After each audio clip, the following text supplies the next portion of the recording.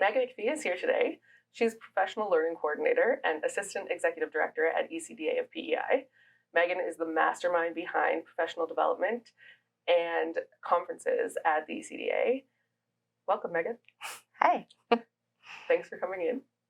To work. Sorry. Megan, the spring conference is coming up, Power of You, on May 5th. How are you feeling about it?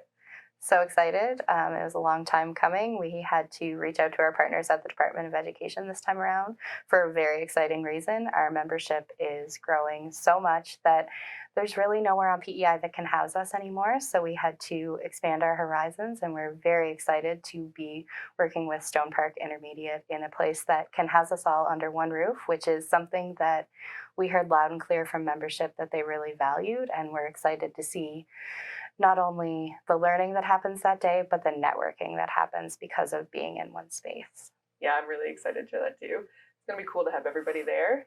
Are you planning anything for the group to come together like that? Anything new or different that in a space, like a trade show or networking time? Yeah, so we are going to be having a trade show in the space. There is a nice big entryway where we can kind of house some things like that. So we are reaching out to partners within the sector to see if anyone is interested in showing what they have to our members and having that time to really have that networking opportunity. So we have a 30-minute break where we can kind of all convene together, and then there will be spaces where people can bring their lunch in and eat and things like that. So we're hoping some of those things that happened pre-COVID can happen again at this event. It is going to be so fun to be all together in a space together. I love the theme, Power of You. How did you come up with that theme? It was really a team effort. We had been reading through some evaluation from previous sessions. We reach out to our partners at the Department of Education and Lifelong Learning regularly to hear what they're hearing on the front lines.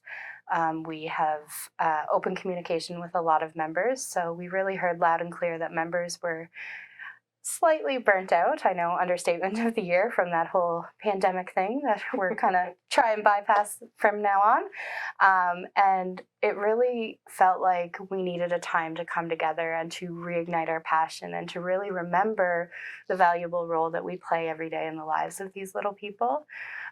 We have that opportunity to set them up for a love of learning throughout their life. We have that opportunity to help them to build that secure foundation of relationships and trust, and to really help them become who they're going to be. So it's really an opportunity for us to all come together and talk about that role of what it means to be that person to a child.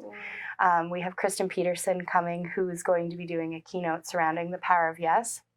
And we're really hoping to start a revolution of yes, and looking at, why am I saying no in this moment? What is this serving me? What is it serving the child? And really helping to reframe our focus and really give us the opportunity to make every moment count for these little people in our care.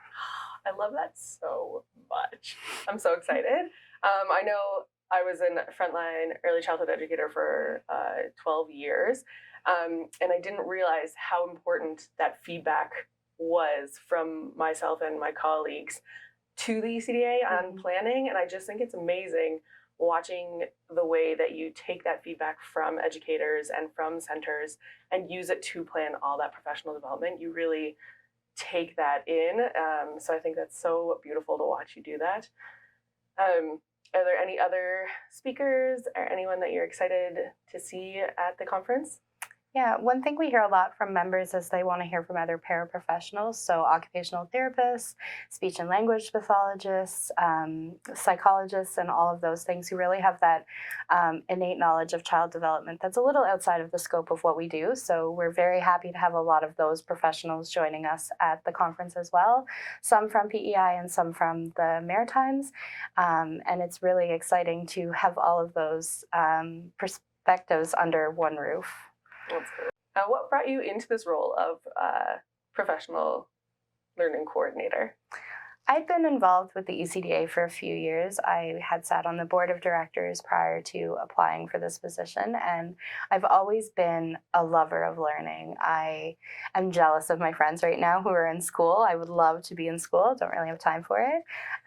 But I am always researching, always reading, always looking at what other jurisdictions are doing, and really trying to continue to raise that bar of quality for PEI. So it really felt like a natural transition from being a frontline educator for 12 years into this position, because I was ready for that next thing. I was ready for continuing to inspire other educators. I do terribly miss the children, but luckily with this role, I am able to go in and visit now and then. So that kind of fills that bucket that way.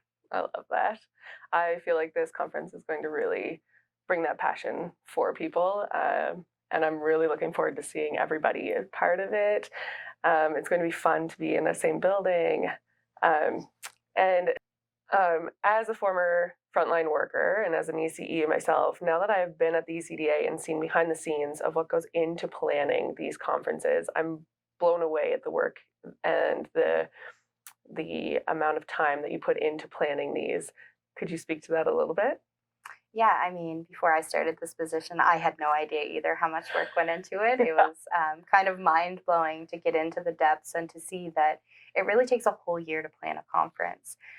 We attend these days and it looks like this magical little thing that kind of fell into place, but the hours and the blood, sweat, and tears that go into that is really just astounding from the outside perspective. When we go to that event, we don't think of things like coordinating flights for facilitators, coordinating hotel stays, coordinating the venues. If we look at the last fall conference, there were 10 venues that we had to use. So not only did we have to book the venues, we had to then book tech support so that there was projectors and screens and all of those little things that if you're just attending an event, then you're not really looking for those. So this job has truly given me an appreciation from going to things as a participant, because now I can value how much work has gone into that, because I truly didn't know before I started here. That makes sense. So does that mean you're planning the next conference already, the fall conference? I am. We already have between 8 and 10 people booked, and I have a meeting scheduled today to book another one. So we're always looking ahead and really planning. That's why it's so important that educators fill out that feedback form. So if there's someone that maybe this conference you didn't get to sign up for that session because it was full or you couldn't decide, it's really important that we hear that feedback so that we can invite them back. And if there's somebody that you saw speak and you really think, oh man, I wish my team was here, let us know so that we can invite that person back. And we have that feedback from members that really makes it a more meaningful event. I love that. I think this is going to be a really, really good event.